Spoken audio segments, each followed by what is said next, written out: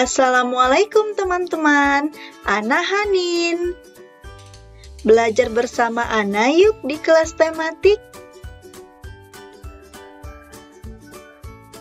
Kali ini kita akan membahas tentang meringkas teks narasi sejarah. Dengan tujuan pembelajaran agar teman-teman mampu membuat ringkasan dari teks narasi sejarah. Sebelum kita membahas tentang meringkas teks narasi sejarah, tentunya di dalam teks narasi sejarah kita akan menemukan kosakata baru dan kata serapan. Tahukah teman-teman apa itu kata serapan?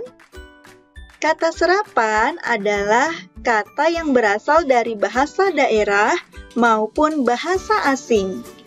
Nah, untuk menemukan makna kosakata baru, kita dapat mencarinya di dalam Kamus Bahasa Indonesia. Cara menggunakan Kamus Bahasa Indonesia yaitu yang pertama, pilihlah sebuah kata dari daftar kosakata baru antum.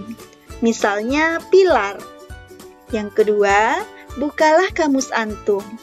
Carilah daftar kata-kata yang dimulai dengan huruf awal P. Ingat, setiap kata pada kamus selalu diurutkan berdasarkan urutan abjad. Lalu yang ketiga, dalam daftar kata yang berhuruf awal P, carilah daftar kata yang dimulai dengan pi. Dan yang terakhir, carilah daftar kata yang dimulai dengan pil. Kata pilar akan antum temukan di antara kata-kata itu. Selamat mencoba! Teks narasi sejarah memiliki banyak informasi penting. Untuk itu, kita perlu meringkas untuk mendapatkan maksud dari teks. Ringkasan berarti mengemas bacaan secara lebih padat dan singkat tanpa mengurangi isi bacaan serta urutan teks. Seperti halnya membuat simpulan. Pembuatan ringkasan memerlukan pemahaman secara utuh terhadap isi teks. Ada beberapa langkah untuk membuat ringkasan.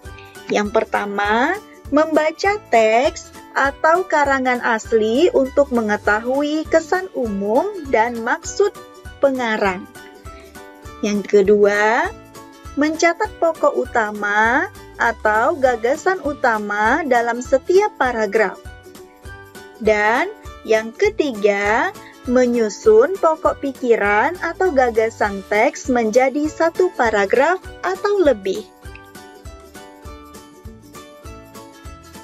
Mari kita lihat contohnya. Penentang tanam paksa.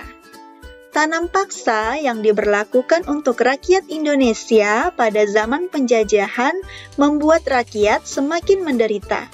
Namun, ternyata ada orang Belanda yang menentang sistem tanam paksa tersebut. Orang Belanda tersebut bernama Edward Douwes-Dekker dan Van Hovel. Douwes-Dekker adalah seseorang mantan asisten residen Lebak. Ia berani menyuarakan ketidakkesukaannya melalui bukunya yang berjudul Max Havelaar. Dalam buku tersebut diceritakan tentang penderitaan rakyat Indonesia akibat pelaksanaan tanam paksa. Hampir 31 tahun bangsa Indonesia mengalami keterbelakangan dan kebodohan. Multatuli atau Edward Douwes-Dekker mendesak pemerintah Belanda agar tanam paksa segera diakhiri. Setelah melalui perdebatan panjang, akhirnya pihak Belanda setuju untuk menghapus tanam paksa untuk rakyat se-Indonesia secara bertahap. Masya Allah, luar biasa ya Douwes-Dekker ini, memiliki hati yang mulia. Nah, dari teks narasi sejarah ini, kira-kira apa ya ringkasan yang bisa kita buat sesuai dengan langkah-langkah yang sudah kita bahas tadi? Sebelum kita membuat ringkasan, kita dapat menentukan pokok pikiran atau gagasan utama dari masing-masing paragraf. Sehingga pokok pikiran dari paragraf pertama, Edward Douwes-Dekker yang merupakan orang Belanda yang menentang sistem tanam paksa. Paragraf kedua, Dausdekker menyuarakan ketidaksukaannya melalui bukunya yang berjudul Max Havelaar. Paragraf ketiga, pihak Belanda menyetujui untuk menghapus tanam paksa untuk rakyat Indonesia secara bertahap. Sehingga ringkasan dari teks narasi sejarah tadi yaitu Edward Dausdekker dan Van Hove merupakan orang Belanda yang menentang sistem tanam paksa untuk rakyat Indonesia dengan berani menyuarakan ketidaksukaannya melalui buku yang berjudul Max Havelaar. Sehingga pada akhirnya pihak Belanda setuju untuk menghapus tanam paksa untuk rakyat Indonesia secara bertahap karena didesak oleh Edward Dausdekker. Bagaimana teman-teman? Mudah bukan untuk membuat ringkasan dari teks narasi sejarah? Apa ya kesimpulan kita dari pembelajaran kali ini?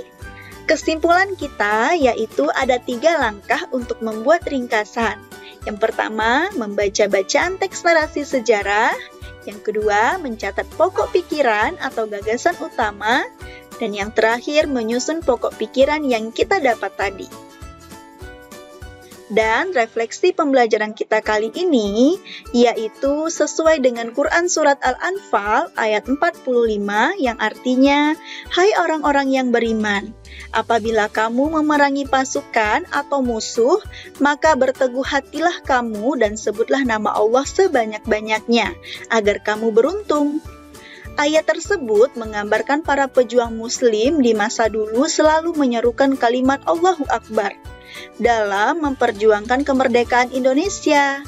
Hal ini dilakukan untuk mengobarkan semangat juang para pahlawan hingga harta, jiwa, dan jasadnya mereka pertaruhkan untuk memerdekakan negara ini. Untuk kita, para penerus bangsa. Masya Allah, luar biasa ya perjuangan para pahlawan kita.